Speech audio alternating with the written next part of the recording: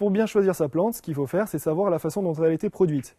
Parce qu'il est important de savoir dans une plante si elle a été tout le temps, par exemple, cultivée sous serre, si elle n'a pas eu d'hiver à l'extérieur, donc elle a eu tout le temps des hivers, je veux dire, à 0 ou 5 degrés, ou encore des hivers sous serre chauffée, alors qu'une plante qui aura été en extérieur, elle, s'il suffit qu'il y ait un événement, une neige, un gros gel, elle aura plus de capacité à répondre à ce froid qu'une plante qui n'aura pas connu ça. Donc ça, c'est un élément important.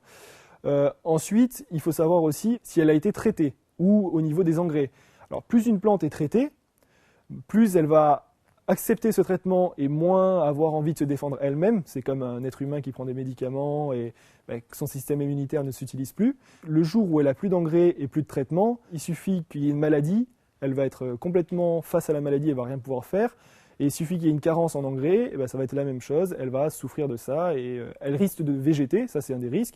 Et le pire des risques, c'est carrément qu'elle ne reprenne pas, quoi, tout simplement.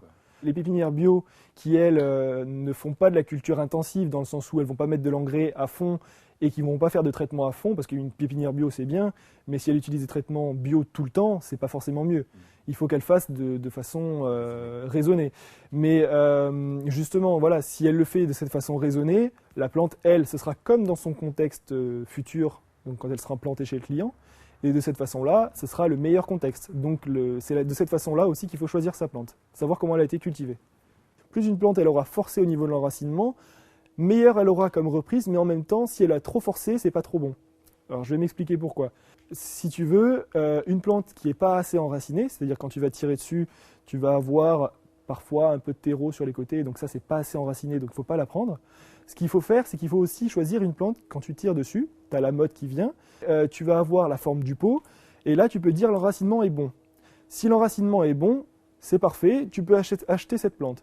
Après, si l'enracinement est trop fort, ce qui n'est pas forcément bon, donc ça veut dire qu'il y aura des racines qui tournent, là ça va créer ce qu'on appelle un chevelu, mais trop fort, trop puissant, qui risque à terme, s'il tourne, de faire un chignon qui risque d'étouffer la plante sur le long terme.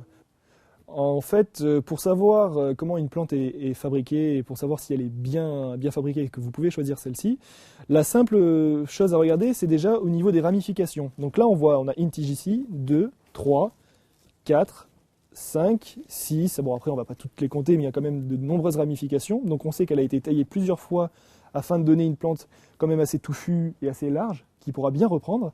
Donc vous voyez, la plante, elle, au niveau du collet, elle ne bouge pas par rapport à la motte. C'est très très important parce qu'une plante qui bouge par rapport à la motte, donc là c'est le collet, la jonction tronc-racine, si ça bouge, c'est pas bon. Il ne faut surtout pas choisir ça parce que ça peut, à court terme même, faire une plante qui meurt, qui ne reprend pas. Premier hiver, ça ne reprendra pas. Ça, c'est des Photinia que nous, par exemple, on expédie par Internet, quoi. Donc vous avez quand même une plante qui fait 40 même à plus de 60 cm de hauteur.